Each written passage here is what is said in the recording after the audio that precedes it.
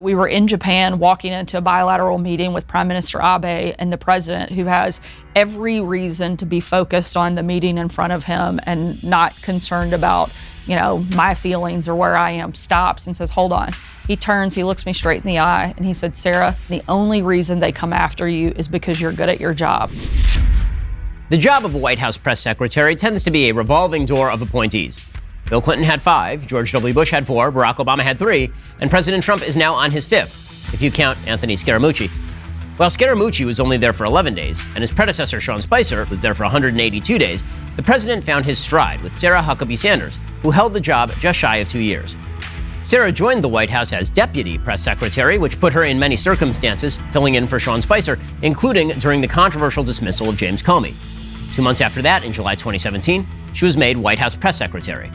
Having been with the president for nearly half of his term, Sarah worked through a lot of events in the Trump presidency, like the denuclearization meetings between Kim Jong-un and President Trump, which we'll discuss here.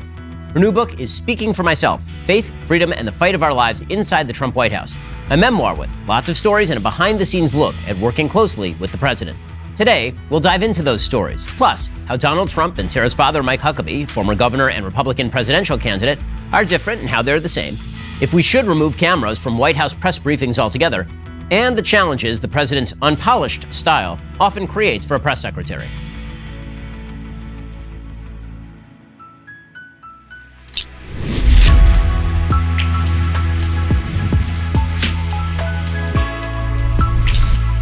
Hey, and welcome. This is the Ben Shapiro Show Sunday Special. Just a reminder, we'll be doing some bonus questions at the end with Sarah. The only way to get access to that part of the conversation is to become a member. Head on over to dailywire.com, become a member. You'll have access to all of the full conversations with every one of our awesome guests. Sarah Huckabee Sanders, thanks so much for joining the show. Yeah, thanks so much for having me. It's good to be with you. So why don't we begin with what's happening next, since that was the first question I asked you off the air. So there was a lot of speculation when you left the Trump administration that you'd be running for governor of Arkansas. So that's a thing, correct? Definitely very serious about it right now. My focus is 2020. I want to help the president get reelected. I'd love to make sure that the Republicans hold the Senate.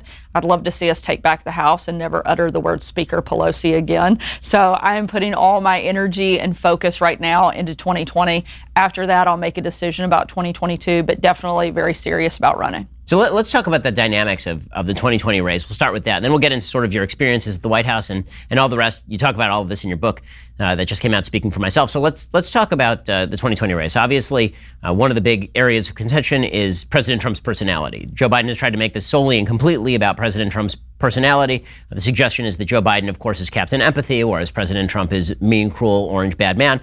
And it seems to be working by polling data, at least thus far, up until we'll see how the Supreme Court stuff plays out. So knowing the president, what do you make of that particular contrast? Well, I think there's a couple things. One, a lot of times I will tell people to look at the substance over the style. You may not like the way that the president addresses every issue or how he interacts with people, but he's delivered on the things that he set out to do. I think the courts being a huge one and certainly going to be a big focus over the last little over a month that we have leading up to the election. He's already put 2 Supreme Court justices in, more than 200 justices around the country. I think that'll be one of the president's biggest and most lasting legacies.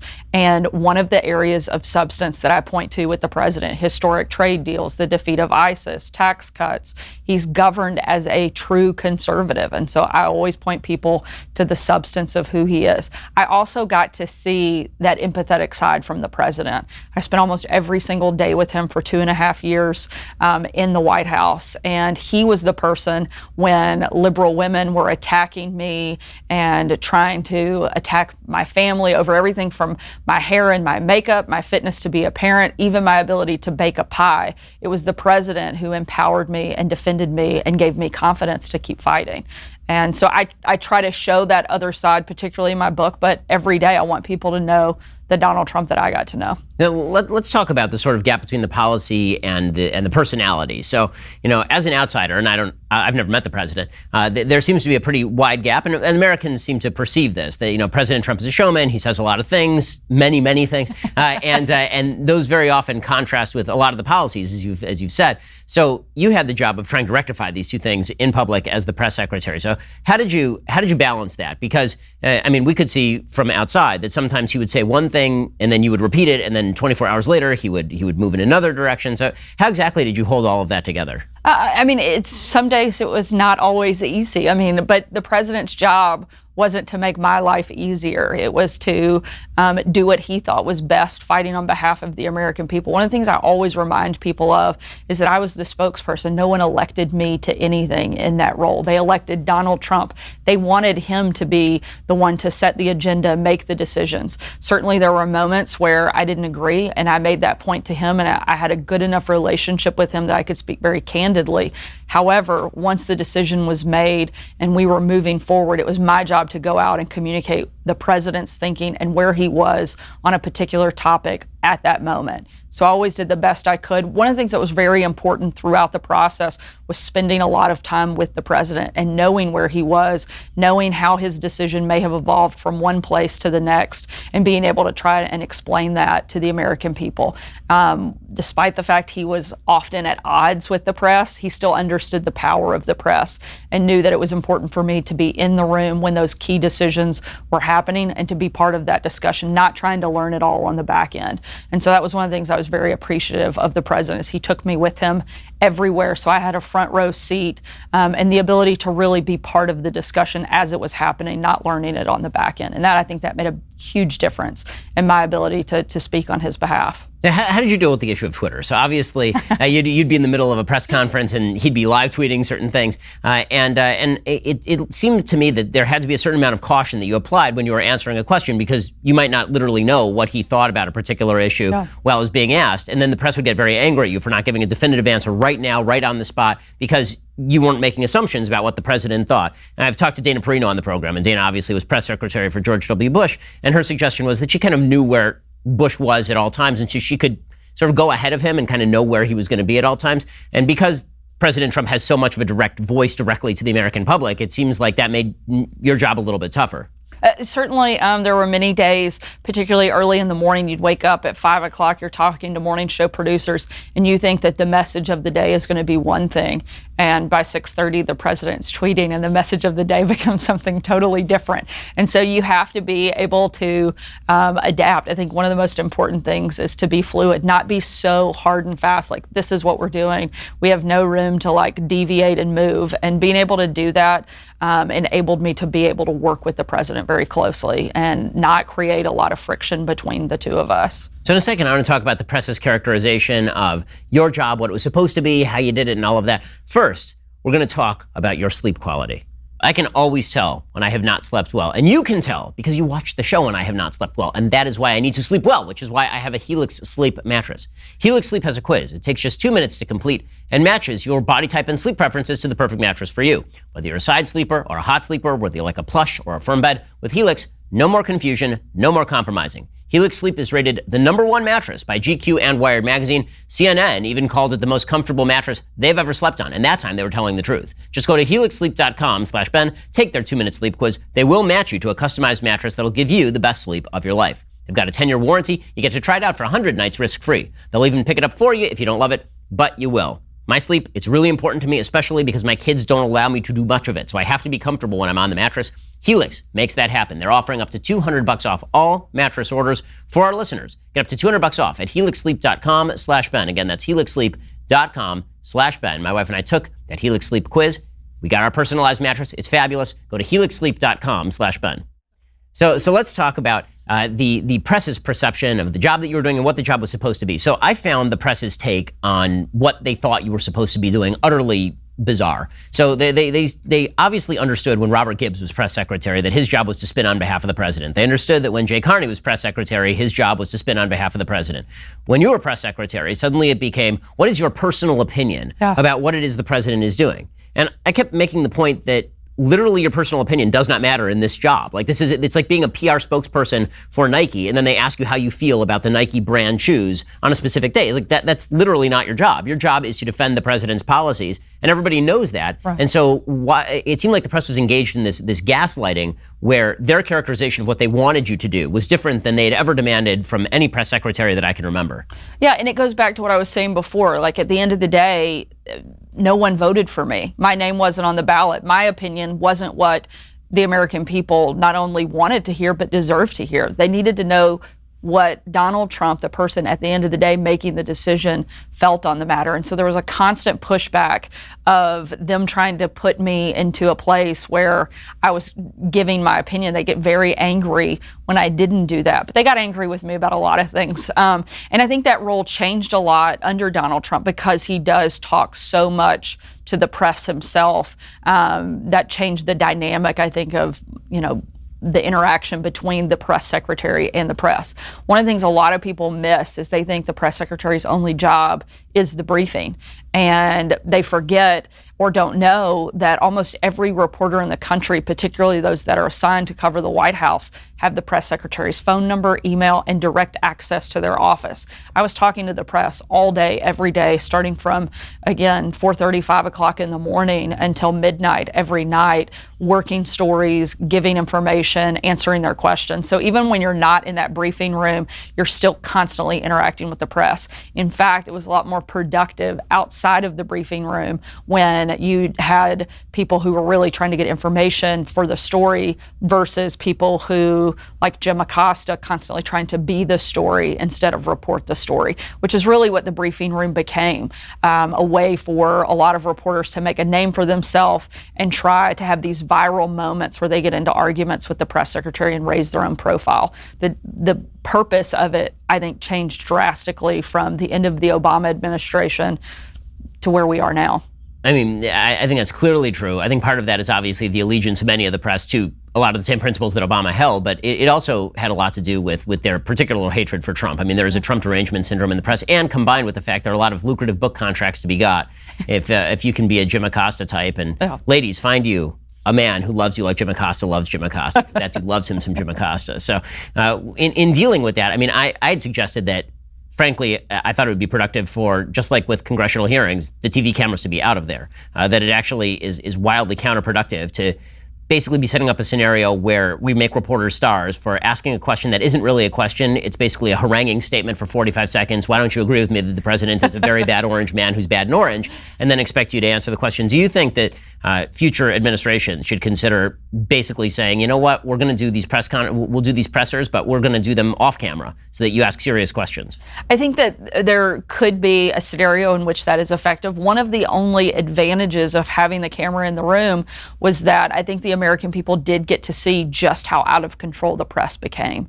If you hadn't had the cameras, I don't think people that supported the president would know how bad the press had gotten over the course of those first couple of years in office. So there is, I guess, maybe a little bit of a silver lining as people got to see the truth of Jim Acosta and others grandstanding in the room and giving, 5-minute monologue speeches before they ever got to your question. And so people would constantly ask me, why would you even call on Jim Acosta? Just ignore him. I'm like, because I want people to know what, it's really like in that room. And if the press Jim Acosta gets to be the face of the press, I can't argue with that. So, that's not a bad place for us to be in. I mean, as you say, you dealt with a lot of these people off camera, and you dealt with a lot of them on camera. I've noticed that, I have a lot of conversations with folks on the left that are on radio or on camera, and it's very often it's very different off camera. People suddenly become a lot more willing to talk. They become a lot more moderate. They become a lot more personable. Were people the same jackasses off camera that they were on camera in the press room? Some were better, some were the same. There was definitely, I think, a lower temperature from the majority of the press in off-camera back and forths, but the hypocrisy was just as bad. Let me give you an example. So the day that the president announced I would be leaving the White House, a group of reporters came into my office. They were like, "We're so sad you're leaving. Like, we've worked so well with you. You've been great." One reporter, which I won't name names, but is crying in my office, actual tears. She is a reporter on one of the major TV networks. And fast forward to the following day, I'm sitting in my office and she pops up and I see on the ticker tape they're talking about me. So I turn the sound on and she was like, keep in mind, less than 24 hours before, she's crying in my office, telling me she's going to miss me. We've had a great working relationship. Now she's on camera saying, I mean, it was only a matter of time. She'd lost all credibility. She had to go. The relationship between her and the press was too much. This was what needed to happen. And I'm like, are you kidding me? You were literally like, had tears in your eyes yesterday, and now like I had to go. So I think there was such a intense dislike towards the president that so often I think reporters, even if they had a good working relationship with you, at the end of the day, they hated Donald Trump so much more than they could ever like you, that it wasn't going to be able to wash it away. I mean, I wonder if the members of the press understand that this sort of kabuki theater that they're constantly playing has real world consequences. That when you demonize somebody day in and day out publicly, and then you're nice to them behind closed doors, that when they go out in public, they can get accosted. That obviously brings up the situation that you had eating at a restaurant with your family, where the proprietor of the restaurant basically tossed you out of the restaurant. Maybe you can talk about that a little bit. Sure. I was in Lexington, Virginia at the Red Hen. I'd had a pretty intense work week. I drove down from D.C. to meet my husband and his extended family at this restaurant. I walk in, I've been there a couple minutes. The owner comes over and asks to speak with me. I think, sure, how nice. She wants to say thanks for visiting her restaurant. What I didn't realize is she actually wanted to kick me out of her restaurant after letting me know she thought I was a horrible person and I didn't belong in their community, and she asked me to leave. So I said, okay. As she was like frantically trying to video me leaving, I whispered to my husband, I've been kicked out. We leave. What a lot of people don't know, and I write about in my book, is the second part, that my husband and I went home and the rest of his family went to a restaurant across the street, and the restaurant owner actually followed them to the second restaurant, gathered a group of their friends and protested and harassed them outside of a second restaurant until one of the members of my family came out and said, look, Sarah's not here. We actually, several of us, voted for Hillary Clinton. We didn't even vote for Donald Trump. Like, go home. You're not helping our cause. And Sarah's actually a pretty nice person. So it'd be like great if we could have dinner with our family. And so they eventually left. But the level of hatred to not only kick me out, but then follow the rest of my family and protest them at a second restaurant where I'm not even present, I think just shows the level of hostility and how out of control the radical left has become. And it seems like this is now a national problem. Like, yeah. You were the first kind of public face of this happening, but you saw people descend on Tucker Carlson's house. You've seen people just eating at restaurants in Washington, D.C., like normally on the street now, and you're seeing Black Lives Matter protesters invade the restaurants, drink people's drinks, shout at them, demand that they hold up their fist in solidarity, and all the rest. You've been around in politics for a while. Where do you think this level of animosity has come from? Because it is something that is elevated. I mean, I remember it being pretty bad during the Bush years with Bush Hitler and Bush no blood for oil and all this. But this is an entirely new level, it seems to me. I've never seen anything like this. And again, growing up in politics, you're used to the intensity. I was prepared going into the White House that we would be challenged on our policy, on the president's agenda. I knew that it would be difficult and we would have to fight back. I never was prepared for the level of personal attacks that would come. I was the first White House press secretary in the history of our country to require Secret Service. They don't give you that just because people say mean things. It was because there were credible threats against me and my family. That's when it became very difficult, too, as a parent. I know you're a parent, and knowing that your job is directly impacting the safety of your family is really hard to process. And makes it hard to keep fighting. At the same time, it also emboldens you to make sure that you don't let the radical left win, that you don't let them bully you into being afraid to be who you are or ashamed of standing up for what you know to be right. And so while it was difficult, it was important for us as a family to hold our heads high and keep fighting and keep pushing. And so we've tried to do that and tried to make sure our kids know to do the same. So in a second, I want to ask you about your role as a powerful woman in the Trump administration, how the press obviously do not appreciate these sorts of things, and neither do many members of the Hollywood entertainment complex. We'll get to that in just 1 second. But first, let's talk about your internet safety and security. Your internet provider, like AT&T or Comcast, they're actually allowed to store logs of every website you have ever visited. They can legally sell this data to anyone. So you may be thinking that nobody's actually grabbing your data. Wrong you are, which is why I always use ExpressVPN. ExpressVPN reroutes your internet connection through their secure servers so your ISP can't see or log what you do online. Now, some of you might be wondering, wait, if I'm routing all my data through a VPN, then doesn't that just mean the VPN can see what I'm doing and log my data instead? No. You're right to wonder, but many VPNs claim to have a no logs policy, and they've been caught logging customer activity, not ExpressVPN, because they use trusted server technology. They were the first major VPN provider to engineer all of their VPN servers to run in RAM, which makes it impossible for their VPN servers to store any data, including logs of any ExpressVPN customer. And you don't have to take my or ExpressVPN's word for it. ExpressVPN is so confident in their no logs claim, they even had one of the biggest insurance firms, PricewaterhouseCoopers, audit their technology. It is always a good idea to protect yourself from bad actors on the internet. That can include your ISP. And this is why you need ExpressVPN. Visit expressvpn.com/Ben right now. Find out how you can get 3 months for free. That's expressvpn.com/Ben. expressvpn.com/Ben to learn more. Okay, so let's talk about the fact that you're obviously a very high-ranking woman inside the Trump administration. You're a very powerful person. You're likely to be, if not the next governor of Arkansas, then a top competitor for the next governor of Arkansas. So with all of that said, it's pretty clear that the left, which is very big into women's empowerment, is not big into all women's empowerment. Their treatment of you was obviously horrendous.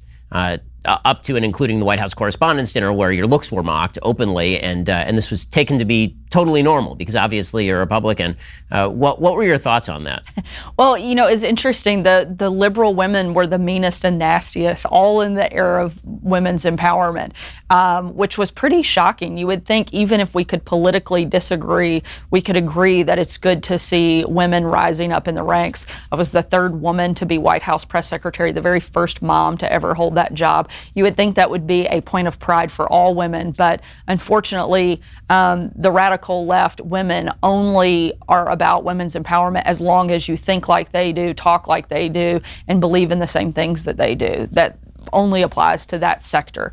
If you're a conservative woman, then they're not for the empowerment of that side. One of the incidents that's probably one of the most impactful for me personally during my time at the White House, it was after an LA Times reporter had mocked my appearance in a pretty mean way, so much so that they eventually had to retract part of the story because it was so hateful, which, as you know, that is not something they do regularly in the LA Times. It was right after the Correspondents' Dinner. It had just been kind of a rocky time. Even like a lot of my colleagues didn't know how to address it, so just kind of ignored bringing it up. But we were in Japan walking into a bilateral meeting with Prime Minister Abe and the president, who has every reason to be focused on the meeting in front of him and not concerned about, my feelings or where I am, stops and says, hold on. He turns, he looks me straight in the eye, and he said, Sarah, you're smart, you're beautiful, and the only reason they come after you is because you're good at your job. And then in very colorful words that I won't repeat on here, he says, don't let them get you down. Kind of slaps me on the shoulder and he's like, now let's get back to work. And so in that moment, he's the one that realized, I needed encouragement. It wasn't the women on the left that were standing up for me, but it was Donald Trump. And to have him as the ally and the one to empower me certainly, I think, propelled me and gave me reason to keep fighting. Knowing he believed in me and trusted me to carry his message. So how did you deal with the slings and arrows on a personal level? I mean, obviously, if you're in this space, you're going to get a certain amount of it. That doesn't mean it doesn't hurt. I mean, I think that there's this misperception in the general public that if you spend your life in politics and you're attacked, well, that's sort of the normal day's work, and you never feel the pain. But obviously, that's not true. So how do you deal with that? Certainly, there are moments that are pretty difficult. When people are saying really horrific things about you, I don't think anybody, no matter how tough they are, can just completely block it out. So there are days where it gets to you, but I try to not allow the distractions to take me away from what I came there to do. And knowing that I had a family that supported me and loved me no matter what, I had friends that did the same, and frankly, I had a faith that defined me. Knowing that I had a God who had created me for a specific purpose gave me confidence to block out. I didn't need the New York Times or the Washington Post or anybody else to define me. I had a creator who had already done that. Knowing that and knowing who I was as a person before I ever stepped onto that stage or stood behind that podium gave me what I needed to keep going and keep fighting. So You actually had a very long tenure as press secretary. We know that some people did not have quite as long a tenure as press secretary in the Trump administration. By the calculations of our producers, you lasted for 64.09 Scaramucci's. So what does it take to be able to last that long in a job as volatile as this one? Well, I mean, I think in large part having a good relationship with the president made all the difference. Being able to have candid conversations with him and feeling like I knew where he was. I mean, it wasn't always perfect, certainly. I had moments where I made mistakes, but I had a good enough relationship with him that when those moments came, we fought through it and moved on. But him trusting me and having confidence in me to carry his message made a huge difference. But also having a really good team around me and feeling like I was prepared when I stepped out there every day was imperative for me surviving some of the most difficult days. But I think at the end of the day, it really came down to having a very good and strong foundation with the president. I also had the advantage of going second. I tell people that all the time. Sean Spicer had an impossible job on any day, but he had to do it before any of the rest of us. And so getting to be his deputy, I learned things that did work and things that didn't work. And so having that 6 months or a little less than that before I actually had the full job helped prepare me in a big way. So how do you think Kayleigh McEnany's doing now that you're no longer there? I think she's doing great. I think she is giving it back to them as much as they give it to her. And she is tough. Something a lot of people may not know is Kayleigh and I both had, I like to say we learned from one of the best in the business. I'm a little biased, but she actually interned for my dad as one of her very first jobs out of college and worked on his show at Fox. And so we had a good mentor in the early days to give us a good foundation on how to fight back. So you mentioned that you were the first mom to be press secretary. Obviously, I'm married. I have a wife who's a doctor, and we have 3 children who are under the age of 7. And that means that, contrary to popular opinion, you can't have it all. And that means that there has to be a certain balancing act that goes on. So my wife has chosen at times to take off work. She's chosen at times to work full time. Right now, she's working per diem. But I think, particularly women are put in a particular situation because they want to spend a lot of time with their kids where they have to decide how to balance their life. So how did you decide how to make that balance? How did that balance work? Some days it worked really well, and other days it didn't work quite as well as I'd hoped. We tried to engage our kids. I tried to take them with me when I could so that they could see what I was doing. I wanted them to know why we were making the sacrifice as a family that we were. And when I couldn't, be there, in the moments that I was able to be home, I tried to be really intentional with my kids, put my phone away and make sure they knew, even if it was, 10 minutes or a full day, knowing that my time in that moment was all about them and that they were a priority. And so looking for moments I could really have that. There are some really great stories about my kids coming with me to work, some that ended pretty poorly. My son got a hold of my phone at one point, my work phone that I'd set aside and not locked. And I was doing something with my daughter. I come back, I pick it up, I realize I have like dozens of calls and emails and text messages from reporters like, Sarah, what are you saying? What are you trying to tell us? And I'm like, oh my gosh, what's going on? I think we're like at war or something because I have so many missed calls. Finally, I find an email where there's a tweet embedded in it. And it wasn't my boss's, it was mine. And Huck, my 4-year-old at the time, had put a tweet out on my official White House account full of emojis. It was trains and stoplights and boats and cars. Thankfully, it was infrastructure week, so he was perfectly on message. Otherwise, he would have been in a lot more trouble. But there were definitely some very challenging mom moments. But at the same time, I want my kids to live in a country that is as amazing as America is right now. And it's important for us to be involved if we want to continue to have America hold the values that are so important for our family. We have to fight for that. It's not going to just happen. And especially now, I don't think there's ever been a time that's more important for us to stand up for what's right and to be willing to make some sacrifices. It's one of the reasons we continue to want to serve. At the same time, one of the reasons I left the White House is because there were a lot of people that can be White House press secretary. At the end of the day, I'm the only one that can be the mom to my 3 kids. And I wanted to take that time to spend a lot more time with them over the course of the next couple of years, especially before they become teenagers and, frankly, don't want to be seen with us in public anymore. So I had to strike while the iron is hot and get in some good quality time before they're too embarrassed to be seen with us. But finding that balance is hard, but having a good partner makes a big difference. And my husband helps with everything and keeps our family afloat. And then just looking for moments to be intentional, I think for us has been what helped us get through. How did you meet your husband?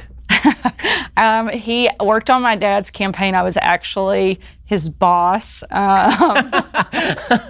So HR problems. Yeah, I mean, it was a campaign. So every good campaign usually has at least one marriage. And my dad didn't become president that year, but I did get married and he got 3 grandkids out of the deal. So I tell him all the time it worked out in some ways. But he's from Kansas.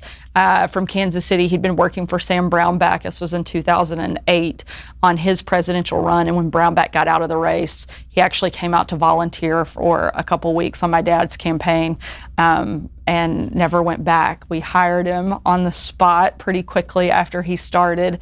And shortly after we started dating, and here we are 10 and a half years and 3 kids later. So what was your best day as press secretary and what was your worst day as press secretary? My hardest day, and I don't know if it was the worst, but it was definitely the most difficult, was the day of the Las Vegas shooting. And knowing I would be the first voice from the administration to speak to the country, a country that was hurting, that was grieving. And I knew that there were no words I could offer that would provide real comfort, but that I had to come out and do the best I could to offer something to a country that was hurting in the way it was. And the responsibility of that weighed really heavily on me. So that was definitely the most difficult day I think that I had in the administration, and the hardest.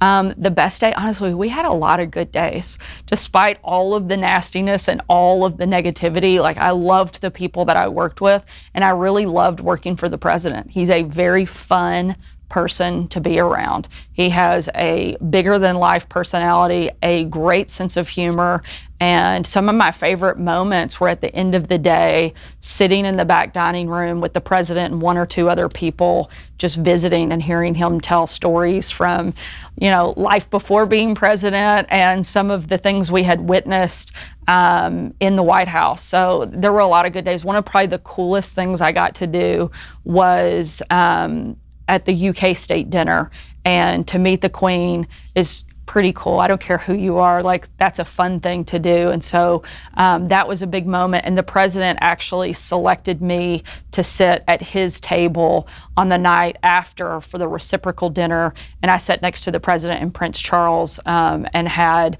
an hour and a half to visit with him, which was pretty fun. And knowing that the president had picked me and given me that seat when it could have gone to any number of other higher ranking individuals or donors or whoever else, and he picked me to have that seat, was pretty remarkable. So in a second, I'm going to ask you to take us sort of behind the scenes and tell us how the sausage gets made in terms of communications policy over at the White House. But first, let's talk about the fact that your phone is disgusting. Your phone is a giant, giant germ magnet. I mean, you carry it everywhere and then you put it on your face. What are you doing? Everyone is aware of why you should wash your hands, but what about that third hand you never wash your phone? Whatever your hands touch gets passed to your phone, which is why you should clean your phone with phone soap. Phone soap uses UVC light and their patented and clinically proven technology to kill 99.99% of germs like E. coli, salmonella, and the cold and flu virus. Phone soap can sanitize and charge your phone in as little as 5 minutes. Phone soap is the only consumer UV sanitizer with a 360-degree disinfectant chamber that uses 2 pieces of quartz glass to suspend your phone, making sure that all sides are disinfected. Phone soap, as featured on TV's Shark Tank, it's easy to use. It fits smartphones and cases of all sizes. It can also sanitize TV remotes, keys, earbuds, credit cards, and other common household objects that actually need disinfection. Don't accept cheap knockoffs. Phone soap is EPA registered and trusted by healthcare professionals around the country with millions of satisfied customers. Remember, other products may claim to sanitize 99% of germs on some parts of your phone. Only Phone soap's patented technology can achieve 99.99% disinfection, which is like killing 100 times more bacteria than just 99%. Your phone can be super gross. It will get gross over the course of the day. Think about that for 1 second and then go to phonesoap.com and use code Shapiro to save 15% and receive free shipping. Phone Soap offers a lifetime warranty on their bulbs. Go to phonesoap.com. Remember to use the code Shapiro. That's phonesoap.com today. Again, whenever you look at any administration, it seems like there's just a lot of organized chaos. That basically the sausage gets made. We don't really see how the sausage is made, but you know a sausage is being made. With this administration more than any other, because there's been so much leaking, because there's been so much heavy, intense press coverage, and because the president, again, goes direct to consumer a lot. It means that there's a widespread perception that basically it's kind of catch as catch can in the White House. How does actual comms policy get done? Well, because the president is so hands-on and enjoys speaking with the press as well as the public so frequently, I mean, he has to be very much involved in that decision-making. But when there are things, particularly like a policy rollout where we have a longer lead, I think it's a very traditional shop. And you build out a comms plan, you execute comms plan, you build out surrogates and talking points, and all of the things that you would find in any normal administration certainly take place in the Trump administration. However, we have a bigger microphone in our president than they have in some previous, and we use that to our advantage. Sometimes it's challenging. Sometimes we have to work our way through a couple things, but using the president and letting him, because anytime he speaks, we know it will be covered. And so finding the best ways to highlight a particular message and where we put him in terms of a crowd or direct to camera, things like that, but always involving the president is a big part of anything that we do in the Trump White House for communications. So one of the great frustrations for people who like Trump or want to vote for Trump, and you see this a lot with the polls, even among Republicans, is that for every tweet that is good, there's a tweet that is not so good. There's a tweet for all ages, for all seasons, there are tweets. And so there are a lot of people who, including me, who have criticized the president on these grounds. I've said that, frankly, I think that his best 2020 strategy is actually to follow the Joe Biden model and go to the basement and let Joe Biden be the issue. Because if you look back at 2016, basically my theory is that whoever an election is a referendum on loses. And in 2016, the great misperception is it was going to be a referendum on President Trump. Instead, it was a referendum on Hillary. Nobody liked Hillary, so Trump ended up president. If Joe Biden is pretty obviously trying to make this a referendum on Trump, now there's a bit of an opening because of issues I think we're going to discuss in a moment with the Supreme Court and radicalism in the Democratic Party. It seems that the president might want to actually recede a little bit. Has there ever been any success in unplugging the phone? That's not really his personality, is to take the back seat. But I think that at the same time, while there are some people that would like to see him do that, most of the people that support the president love that he's out front and center. They love that he is the one on the front lines every time, fighting, taking the questions, doing the punchback. And I think people find him refreshing because he's not a scripted robot. He's not your typical politician. It's one of the other reasons he won in 2016, not just the referendum on Hillary, but they wanted somebody who would do business different. They didn't want the status quo, and that was exactly what Hillary was offering, was more of the same. They wanted somebody to come in and shake up Washington and operate in a way that it never has before. And now he has a record of having done that and being successful. I think he should continue to focus on the fact he's still the disruptor. He is still the change agent. He is still the same guy that he was in 2016, but now he actually has a record of success to back up how he has conducted himself over these past 4 years. He set out to do a number of different things, a lot of which he has done, many of which most people said not only would they not happen, but would have the adverse effect. They said he would absolutely crush the economy. He built a booming economy. They said there's no way he'll get tax cuts through. He did and got better rates than anyone expected. Nobody thought he would defeat ISIS. Nobody thought he would move the embassy or make any progress on peace in the Middle East. And just in the last couple of weeks, he has made significant progress, more so than we've seen in decades. Historic trade deals that haven't happened in previous administrations and that everybody said were impossible to get done. He's delivered on those things. So now I think he has to continue being who he has always been. What I've found in politics, anytime you try to change somebody and make them something other than who they really are, it never works, and people pick up on it really quickly. Donald Trump's not changing. People know who he is, but now he has a record of accomplishment to back up what he's been saying, what he's been doing. I think he should really focus on that. And if he can be a little more disciplined in that message, I think it'll go a long way for him in November. So speaking of that, obviously we have some debates coming up. This is going to be, pretty momentous in terms of the debates. By the polls, he's down pretty significantly nationally. It seems a lot closer in some of the swing states. So what seems to be in the offing under even the most optimistic circumstances is sort of repeat of 2016, where there's an electoral vote loss, an electoral vote victory, but a popular vote loss seems to be most of the forecasts that are the most optimistic for President Trump, which means he has some heavy lifting to do in the debates. What do you think his debate strategy should be? Because he's been focusing a lot on the fact that Joe Biden is diminished, which is pretty obvious to anybody who watches Joe Biden. And we weren't starting from world's highest point with Joe Biden in the first place. And the president's been focusing a lot on that. There's been rumors he's not prepping too much for the debates. What do you think the president ought to do with the debates? Well, I think in some ways the president's been prepping every single day. It's not like this is a new thing for him. He takes questions from reporters literally almost every single day. So he's got a lot of muscle memory that Joe Biden certainly doesn't have, because not only does he not take questions, when he does, they're usually scripted and softball questions. If the press actually pushes on Biden, which I'll be shocked if they do, he's not going to have that same foundation that the president has, because he does this all day, every day. So the idea he's not prepping, I think he is doing some prep sessions, but I also think every day he's in office, he's doing that. One of the things he has to do is what he did in 2016. I think that's changed some of the narrative. I think people need to be reminded of the things that he has accomplished in these last 4 years. He needs to talk about some of the areas that right now are front and center, law and order being one of the biggest things up until this past week, when I think SCOTUS has certainly moved to the top of the list. But prior to that, every poll suggests that law and order is top of mind for the majority of voters, particularly those undecided voters in the middle. He's the only candidate in the race who has credibility to talk about standing up and fighting for law and order. He's been doing it since day one. It's not new for him. So I think that has to be a huge contrast point that he makes with Biden, and he's going to have to be the one that holds Biden's feet to the fire, because he cannot count on the moderators to be the ones to do that. I think he's pretty good at that, so I feel pretty safe on that front. The other thing is the economy. That's certainly a big topic for a lot of people. He should talk about his achievements there and what Joe Biden would do to the economy, to individual taxpayers, and how that's going to impact them.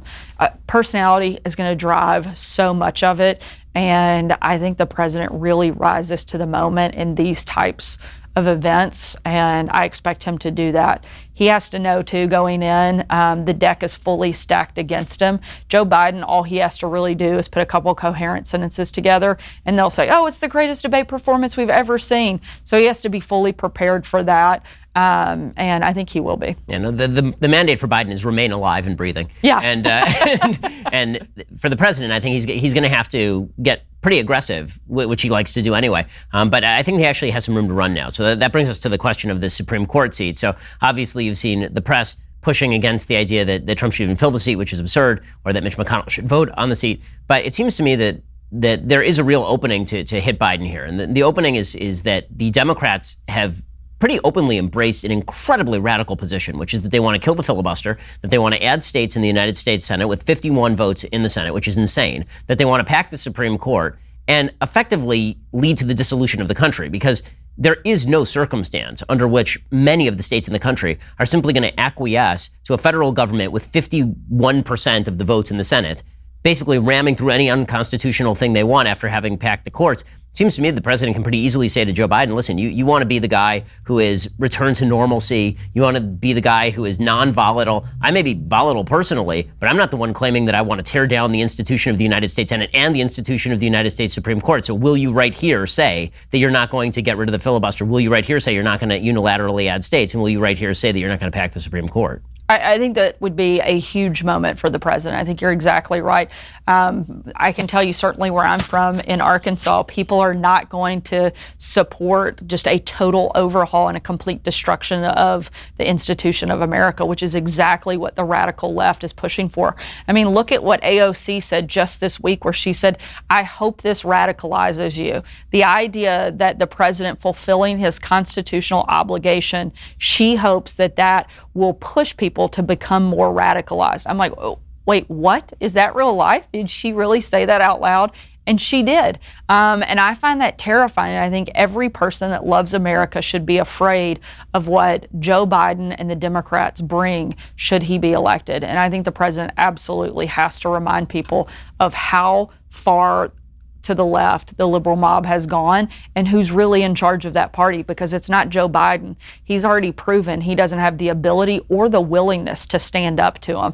And so he will be completely owned and operated by that radical left. If people don't like that, they have one choice, and that's Donald Trump. And one of the things that I think is pretty astonishing is how the press have somehow tried to put the onus on Republicans for filling a Supreme Court seat. Again, you had a rough job because your job was to deal with these people every single day. I mean, we talked about sort of the difficulty of having to deal with the slings and arrows. How difficult was it not to unleash on them on a regular basis from the podium? There were definitely moments where you have to really almost count to 10 internally so that you don't just lose your mind and yell at them and say, are you crazy?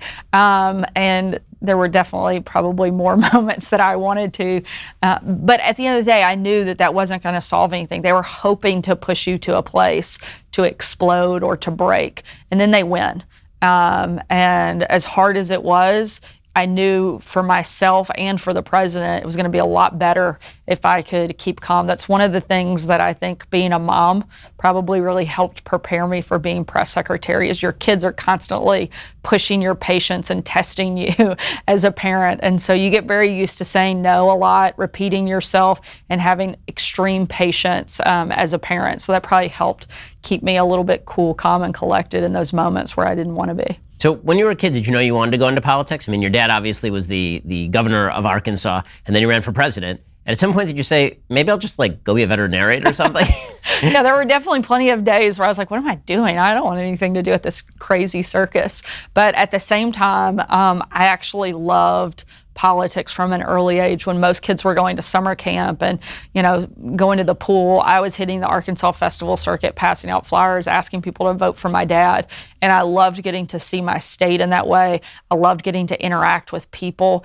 And then fast forward to once he was actually elected, meeting people whose lives had been changed because of things that he had done as governor. And so getting to see that come full circle is pretty powerful. And I loved that I got to do that with my dad. I worked on all of his campaigns from the first time he ran, I was 9, up until 2016 when I was his campaign manager when he ran for president. So getting to do that in that way, and for somebody that I really believed in, I think propelled me to love politics as a whole. I've worked for some amazing people, John Bozeman, Tom Cotton, President Trump. And so getting to do that, I think, has, for better or worse, locked me into a life of politics. But I don't think I would change it or want to do something else. Anything else would be so boring after this. So what was the culture shift like from working for your dad in campaigns to working for Donald Trump? They are very, very unalike in a great variety of ways. Most obviously that your dad is a very overtly religious guy, and President Trump obviously is not. So what was the shift like? In some ways they're obviously polar opposites in terms of personality, but they both were very much a populist message. What some of the things my dad was talking about as far back in 2008, kind of Main Street America, forgotten men and women, was very close to what the president was talking about in 2016. And those were pillars for both of their campaigns. So that part was one of the things that actually made me want to support Donald Trump, was that message that was so similar to my dad's. So on style, they're very, very different, but they also are very much their own person. And I'll never forget one day, my dad, this was actually when I was working in the White House, but my dad had put out a tweet that was getting quite a bit of attention. And Jared Kushner said to me, he said, I finally get it. He said, now I know why you're good at your job. He said, I just read back through some of your dad's tweets. He said, he's got a pretty hot Twitter feed too. And I was like, yeah, I'm used to working for somebody who speaks their own mind and is not controlled by the special interest or the donor class or anybody else. It was one of the things. My dad was always an outsider. Even after having been a governor for almost 11 years, he was never part of the establishment. And so despite the fact they were very different people, they still sort of operated sometimes in the same way. And, I liked that they were people who were always their own person, no matter what. So you've seen government from sort of the state level and also from the federal level. So what are the differences, and what do you think the role of the feds versus the state should be? Because that obviously is coming into very clear focus as the question for the future, as the federal government sucks up more power, becomes more centralized, and as Democrats threaten to basically subsume all the states under the rubric of the federal government. Well, I think it's one of the reasons that it's scary what's happening at the federal government, because they are trying to impose so much on individual states. We have to make sure, I think at no time has it been more apparent in decades how important it is to have strong governors and strong mayors on the local level that are fighting back against some of the craziness that we see so often. The federal government, outside of the president, you get to the legislative branch, is so broken. They are so polarized that they have become completely paralyzed. It is almost impossible to really get things done where we are right now. Hopefully that shifts after the election and we see a little bit more ability to work together. But unfortunately right now there's just no sense of working together. While at the state level you still see some of that camaraderie, and I think it's one of the reasons governors are so important, is making sure that you have somebody there that reflects the values that you have, because they may be the only thing protecting you from an out-of-control federal government. Now, having been sort of at the locus of all the controversy for several years, do you think that the red versus blue divide is bridgeable at this point? Because it feels increasingly like not. I mean, I say this as a person leading a company out of California and into red America, where I've spent my entire life here in LA, except for 3 years where I was in Cambridge, Massachusetts, which was no less blue. And now we are moving to, dead red Tennessee. I mean, Nashville is a blue area of Tennessee, but Tennessee is a very red state. And it feels increasingly like the sides are pulling apart. Do you think there's any coming back together? I hope so. I'm very much an optimist, and so I want to believe that we can come back together, and I'm hopeful that we can do it without having some type of major event. I think we saw glimpses of it in the early days of the coronavirus pandemic. You saw a little bit of the politics pushed away. I'm hopeful it doesn't take some major moment or something bad to happen before people start to block politics out again. But I want to be optimistic and believe that at the end of the day, the good in people will outweigh the bad, and that we can start focusing a little bit more on everybody's good instead of starting with what's wrong with somebody when you first meet them, instead of maybe there's something about this person I could like. How does your husband deal with all of this? He is one of the most laid back, patient people I've ever encountered. I don't know that I could be married to anyone, literally anyone else, that could be more perfect for me. He is just so patient, so supportive, and he works in politics as well, so I think he knew a little bit about what he signed up for, probably not quite to the extent, but he really, I think, takes it one day at a time. Sometimes it's frustrating for him because he wants to be able to be more protective and fight back, and at the end of the day, that can be very challenging not to be in the middle and pushing back when somebody's attacking your wife. But, we take every day in stride, and he's a person of deep faith as well. I think that has really helped both of us get through even the most difficult days. So what triggered your decision to leave the White House? You mentioned that you had family concerns and you want to spend more time with the kids. You're going to go back into politics here pretty soon, it sounds like. So what triggered the decision to move on? Certainly, we wanted to move our family from D.C. back to Arkansas. That was a big priority for us, is for our kids to grow up there. We have family in Arkansas and friends there, and so that was a big piece of it. And also just wanting to have that time, have a break away from the intensity of Washington. Being the White House press secretary is a 24/7, all-consuming job. You have no control over your schedule, and so I really wanted some time to be able to do that with my family. We wanted to move before the school year started so my kids could start at their school in Arkansas, not move in the middle of the year. So that was sort of a catalyst for doing it during the summer. And we are so happy to be back home. Well, what was the thing that you didn't expect most about the White House? What was the most unexpected thing about working there? Because obviously you've been around politics your entire life.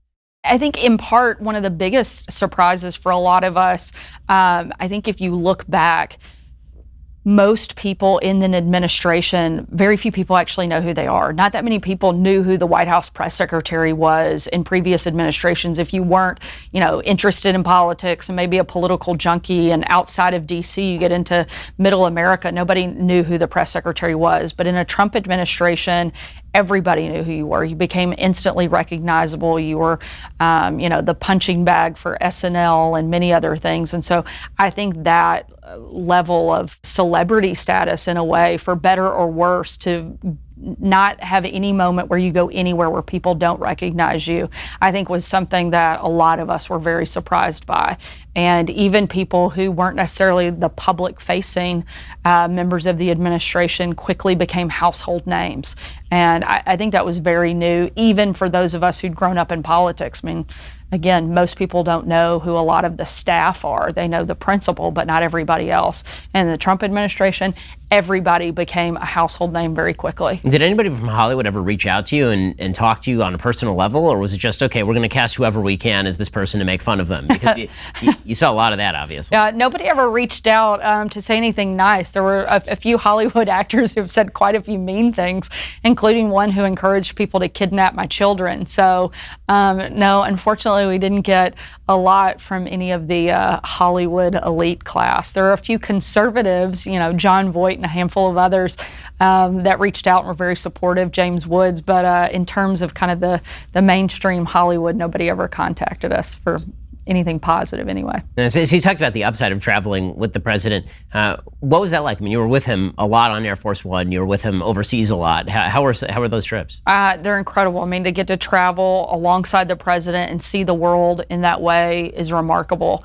I went on every single foreign trip the president took from the day I entered the White House until I left, and had a front row seat to history, watching him interact with world leaders. I got to sit at the table with Kim Jong-un, President Xi, Abe, Macron, and be in that room as negotiations are happening, as history is unfolding, is absolutely remarkable. That must be some interesting conversation to watch. I mean, obviously we've seen President Trump speak in various terms about his relationship with Kim Jong-un. What was that like? It was pretty surreal. And, as we were walking into the room, it was very tense. So far, the day had been good. This was the very first summit in Singapore. And I think I'm going to kind of lighten it up a little bit. And I make a joke to Mike Pompeo. And I turned to him, I said, "Hey, Mike," thinking this will kind of like relax me mostly and bring the temperature down. I said, "So am I the only person in the room who either hasn't killed someone or ordered somebody to be killed?" And I kind of laugh, and he looks around the room and he's like, "No, you're the only one." And I was like, "Oh," I was like, "I saw that going differently." So, okay. I was like, "Well, that wasn't exactly what I was thinking you were going to say." But it was surreal. But the president was masterful in that back and forth of bringing in topics that he knew were of interest to Kim, whether it was sports and NBA basketball, and then being able to transition from something, in a way so meaningless to talking about denuclearization for a country. And watching him kind of do that back and forth was absolutely incredible. What do you think is the thing that people get the most wrong about President Trump? Is that he's somebody who doesn't love the country and isn't actually fighting to make it better. I think that not knowing that misses who he really is. So how did you navigate all the various personalities? A lot of turnover inside the Trump administration. We had a Secretary of State, and then we had another Secretary of State. We've had a couple of Secretaries of Defense. And when they come in, they are greeted very often with warm words. When they leave, less often are they greeted with warm words. So what was it like trying to handle all those personalities? I think in some ways growing up in both kind of church work and politics, we used to have kind of a joke in our family that they're very similar in that we take everybody. The church accepts everyone. In politics, you're constantly trying to build a bigger base, so you take everybody. I was exposed to a lot of different personalities growing up in both of those environments, and so learned how to work with a variety of different people, particularly as I grew and started doing campaign work all over the country. You're constantly interacting with such a unique cast of characters. And having that background, I think, put me in a good position to work with a lot of different personalities in the White House. I'm pretty upfront about where I'm on a particular issue. I don't play games. I'm very direct. And I think having that kind of relationship, I wasn't trying to go behind anybody's back. I wasn't driving my own agenda. I was there to serve the country and help the president, and not trying to play all the different sides, I think, made a big difference for me. So President Trump's talked a lot about what he's gotten done during his first term, and agreed, a lot of it's been very good. Not a lot talked about in terms of what he's going to do in his second term. So what do you think a Trump second term looks like, other than sort of more of the same in terms of tax cuts or deregulation? I certainly think those will be big pieces. I know he'd like to see additional tax cuts. Deregulation is probably one of the things that has been most effective for the economy under the first term that you don't hear a lot of talk about. So I think that he'll continue aggressively on that front. I think trade is going to be a major part of the president's second term, is really trying to focus on getting rid of the big trade imbalances that we have with other countries. It's a huge personal priority for the president. I think it will continue to be top of mind for him in a second term. I think infrastructure is one that is something the president actually really loves and enjoys and wants to see. I mean, he's a builder. Well, we need more infrastructure weeks. We haven't had enough. We haven't had enough. I mean, infrastructure week always went so well. I don't know why we didn't do it every week, but I do think that it's something that is personally important to him, and I think that will certainly be another thing that he really wants to see happen, because it's always talked about, and it just keeps getting kicked down the road, and nobody ever really does anything that has a lasting impact. And I think that's something that, for him personally, he wants to see happen. Prescription drugs is another big area that he is personally invested in and wants to see. So those are some of, I think, kind of the 100,000 foot view areas that he will want to focus on in a second term. One of the areas of highest controversy, obviously, for the president has been a lot of the public relations surrounding COVID. So there's been a lot of talk about why he let Bob Woodward anywhere within a 100-foot radius of the White House. There's been a lot of talk about his personal handling of his commentary surrounding COVID. I think a lot of that's been unfair in the sense that nobody had a handle on what exactly was going on with COVID all the way through February. Joe Biden was holding rallies in early March. Andrew Cuomo didn't shut down the state of New York until late March, and all the rest. But what do you think that the administration could have done better, and what should they do better with regard to their messaging around COVID? Well, I think they should talk about the things that they did right, and stop trying to defend and just focus on getting us through. He, I think, made some very early decisions that were very important. Certainly stopping travel from China was a key part, and something that he talks about frequently, particularly given the fact that Democrats were attacking him for that. So there were some things they did early on that I think were very important. They should remind people of that. But now let's move forward. Let's figure out what it looks like on the back end. I think they should focus on where we're going, how we're coming out of it, and not try to spend so much time, just from a purely messaging perspective, so much time on everything that maybe didn't go right, and focus on all of the things that they're going to do moving forward, and shift the narrative away and take that away from the Democrats. That's what I would do if I had the ability to kind of shape that message. So do we need more on teleprompter Trump or less on teleprompter Trump? Because, I'll be honest, every time he gets on teleprompter and reads a speech, it's not as high energy as it is when he's doing a comedy rally. But at the same time, it is a lot more on message. He gave a speech last week about American history and patriotic education that I thought was absolutely phenomenal. I think many of his best moments have been these teleprompters, whether it's a State of the Union address that's really well planned, or whether it is his speech in Eastern Europe about the nature of Western civilization. Seems like a lot of what he says on teleprompter is quite excellent, and some of what he says that is off teleprompter is entertaining. Do we need more on teleprompter Trump, less on teleprompter Trump? I think he has to have that balance. I think if we had only teleprompter Trump, he wouldn't have won in 2016, because some of that energy and that personality that you see come through in those rally moments is what makes people love Donald Trump, because at the end of the day, it's still very heavy about personality. And if you take all that away from him, I don't think that's a good place for him to be in. But I don't disagree that some of his biggest moments and best speeches are those teleprompter speeches. But one thing that I think people don't realize is how involved the president is in crafting those words, and that I think his team and speech writing team does such an excellent job of capturing what the president's policy is and putting it in such a beautiful way when he gives those big speeches. But the president's very involved, the classic Sharpie marker changes that you'll see right up until the moment he steps on stage. He may be making edits to those speeches. So I think they're both important. I think you have to have a good balance. I wouldn't want to see them try to strip away all of the personality of Donald Trump and put him on a teleprompter. One, that's just not any fun. I don't think anybody wants to see that all the time, but I do think as you go into these final days, a few of those big speeches that really drive home his message in such a clear and concise way will be important and good for him to do. All right, I'm going to ask Sarah Huckabee Sanders a few final questions, starting with whether President Trump really knows a lot about policy or whether he really does not, and also about her own political viewpoints, since she's been spokesperson for Trump. What are her political viewpoints? If you'd like to hear Sarah's answers, you have to be a Daily Wire member. Go to dailywire.com, click subscribe. You can hear the rest of our conversation there. Well, Sarah Huckabee Sanders, thank you so much for stopping by. It's been a pleasure, and I hope this was more welcoming than the Red Hen.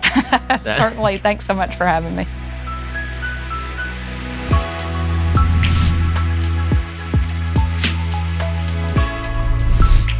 The Ben Shapiro Show Sunday Special is produced by Mathis Glover.